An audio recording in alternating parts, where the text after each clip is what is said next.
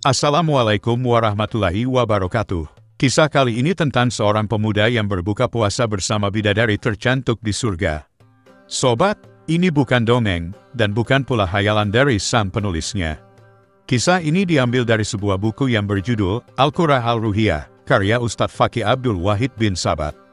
Mengisahkan suatu ketika kami berada di sebuah majelis, kami memutuskan untuk mempersiapkan diri untuk berperang. Saat itu aku memerintahkan kepada teman-temanku untuk membaca ayat-ayat Al-Quran terlebih dahulu. Kemudian salah seorang dari kami membaca salah satu ayat di Al-Quran yang berbunyi, "Sesungguhnya Allah telah membeli dari orang-orang mukmin diri dan harta mereka dengan memberikan surga untuk mereka. Mereka berperang pada jalan Allah lalu mereka membunuh atau terbunuh." Al-Quran Surat At-Taubah ayat 111. Setelah itu, ada seorang anak remaja berusia sekitar 15 tahun yang berdiri dan mendekatiku. Anak muda ini telah ditinggal mati oleh ayahnya, dan ayahnya memberikan warisan yang sangat banyak kepadanya. Lalu anak ini berkata padaku, "Wahai Syekh, aku bersaksi di hadapanmu bahwa aku berani menjual jiwa dan hartaku untuk ditukarkan dengan surga." Anak ini rela mengeluarkan semua hartanya, semuanya disedekahkan, kecuali kuda, alat perang, dan beberapa bekal untuknya. Lalu kami bersama dengan rombongan pun berangkat menuju medan pertempuran. Kulihat anak muda itu berjalan di barisan paling depan, dan kuperhatikan dia. Jika siang, dia pasti berpuasa, dan malam harinya dia selalu bermunajat kepada Allah Subhanahu wa Ta'ala sampai larut malam. Selama perjalanan itu, anak muda ini melayani kami dan selalu memberi makanan kepada hewan-hewan kendaraan kami setiap malam. Dia juga sambil bermunajat kepada Allah Subhanahu wa Ta'ala. Dia menjaga kami ketika kami tengah tertidur. Akhirnya, kami pun sampai di kawasan musuh. Pada saat itu tiba-tiba anak ini berteriak. Dia mengatakan, "Betapa aku ingin berjumpa dengan Al-Aina." Al-Mardiyah mendengar teriakan itu, kami pun segera menghampirinya, dan aku bertanya kepadanya, "Wahai anakku, apa itu Al-Aina Al-Mardiyah?" Kemudian anak itu berkata, dilanjutkan dengan bercerita. Dia bilang, "Wahai Syekh, suatu hari ketika aku sedang rebahan, dan mungkin hampir tertidur, tiba-tiba aku melihat seakan-akan ada orang yang datang dan kemudian menyuruhku untuk pergi menemui Al-Aina. Kemudian aku mengikuti apa yang diarahkan orang tersebut hingga aku sampai di sebuah danau. Tapi danau itu kulihat dihiasi aneka permata dan perhiasan. Danau itu sangat indah, bahkan aku tidak sanggup untuk menggambarkannya padamu. Di sekitaran danau itu ada beberapa bidadari yang cantik-cantik. Dan ketika mereka melihat kedatanganku, mereka berkata, 'Ini adalah suami Al-Aina Al-Mardiyah.' Kemudian aku sempat kaget mendengarnya, dan aku berharap salah satu di antara mereka adalah Al-Aina. Kemudian aku bertanya, 'Siapakah di antara kalian yang bernama Al-Aina?' Lalu mereka menjawab, 'Kami semua ini adalah pelayan dan pembantu dari Al-Aina. Silahkan Tuan terus jalan ke depan sana.' Lalu aku pun berjalan menuju arah yang mereka tunjukkan. Dan setelah sekian lama berjalan, aku merasa sampai di sebuah danau yang akhirnya berupa susu, dan rasanya tidak berubah. Di sekeliling danau itu ada taman-taman yang sangat indah. Subhanallah, ada banyak bidadari juga di sana yang kecantikannya membuat aku betul-betul terpesona, bahkan lebih cantik dari para bidadari yang telah kutemui sebelumnya. Kemudian aku berharap Al-Aina yang kucari adalah salah satu di antara mereka. Saat aku melihat mereka, mereka pun membalas dengan senyum dan berkata, 'Sungguh ini adalah calon suami Al-Aina.' Kemudian aku berkata, 'Adakah di antara kalian yang bernama Al-Aina?'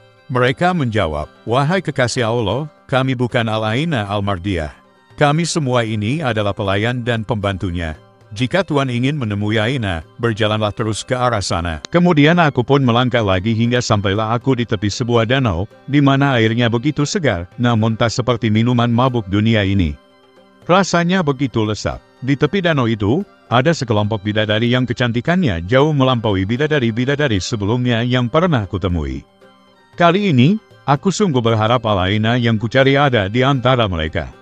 Dengan sopan, aku mengucapkan salam kemudian bertanya apakah di antara mereka ada yang bernama Al-Aina Al-Mardiyah. Mereka pun menjawab dengan penuh kebaikan, sama seperti di danau sebelumnya. Aku disuruh untuk terus berjalan ke arah yang mereka tunjukkan.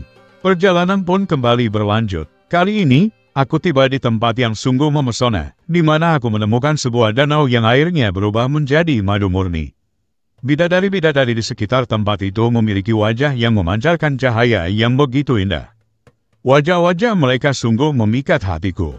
Tanpa ragu, aku mengajukan pertanyaan yang sama, dan mereka pun menjawab dengan penuh kelembutan. Aku diberi petunjuk untuk terus maju ke depan.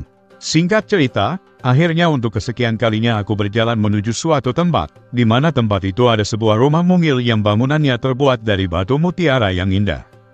Di depan pintunya ada seorang bidadari yang cantik memakai perhiasan. Kemudian bidadari itu berkata, "Wahai Alaina Almardia, ini suamimu sudah datang, wahai tuan. Masuklah ke dalam, engkau telah dinanti-nantikan oleh Alaina Almardia." Setelah masuk ke dalam rumah yang mungil dan indah itu, aku melihat seorang bidadari yang amat cantik dan begitu anggun sedang duduk di atas ranjang yang berhiaskan dengan berukiran emas. Dia mengenakan mahkota yang berhiaskan intan dan batu yakut. Dan inilah sosok bidadari tercantik yang pernah kulihat sepanjang perjalananku ini. Aku sangat terpesona saat menatapnya. Kemudian dia berkata, "Selamat datang, wahai kekasih Allah. Sungguh, sebentar lagi engkau akan mendatangi kami." Lalu aku pun menghampiri dia dan bermaksud untuk memeluknya. Tetapi kemudian dia berkata, "Tunggu sebentar, kamu tidak bisa memelukku karena kamu masih memiliki roh kehidupan." Saat itu aku tersentak kaget. Aku semakin tidak sabar ingin bertemu dengannya, namun di tengah-tengah kebahagiaan yang tiada taraf itu, tiba-tiba ada suara sahabatku yang memanggil. "Keluarlah, pergilah temui." "Iya," ucap Almardia.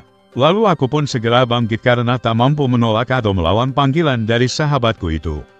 Namun ketika aku berdiri, Alaina menarik selendangku dan berkata, "Berbukalah puasa malam ini di sisi kami."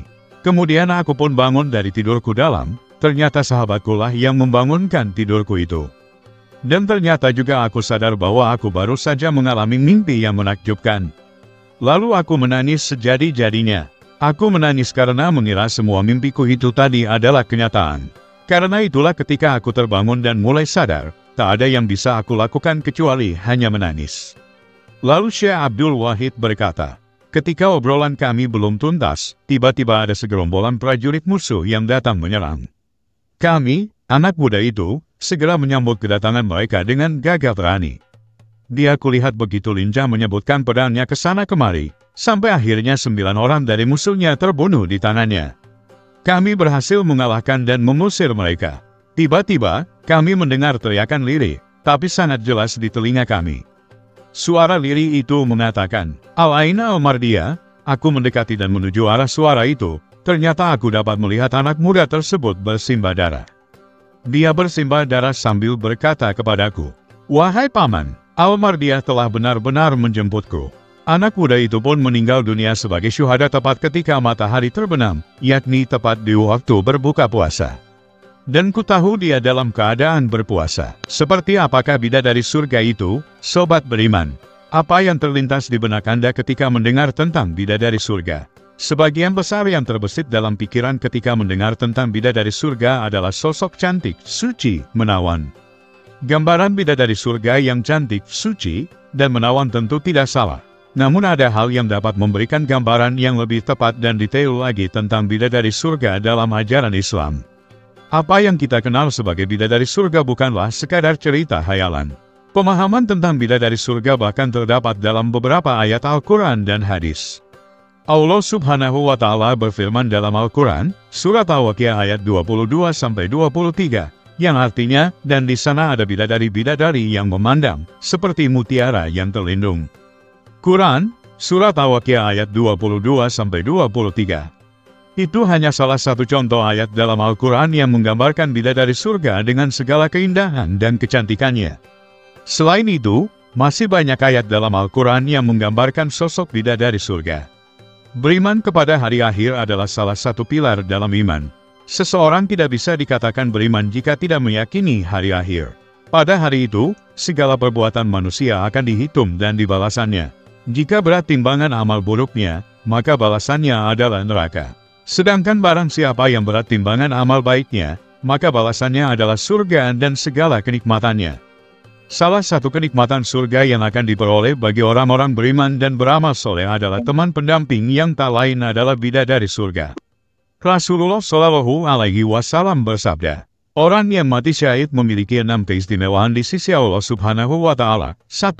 Diampuni dosanya sejak tetes darah pertama. 2. Bisa melihat tempatnya di surga dan dilindungi dari azab kubur. 3. Diberi rasa aman dari peristiwa kehancuran. 4. Kepalanya diberi mahkota kewibawaan. 1 berlian yang menempel di mahkota itu lebih baik daripada dunia dan sisinya. 5. Dinikahkan dengan 72 istri dari bidadari. 6. Diberi hak memberi syafaat 70 orang dari kerabatnya. Hadits riwayat Tirmidzi. Sementara itu, riwayat lain menyebutkan jumlah pendamping surga yang berbeda-beda. Di antaranya adalah riwayat Ahmad yang menyebutkan jumlah 72 bidadari, selain wanita dunia. Sesungguhnya, derajat paling rendah penghuni surga adalah bagi pemuja berhala.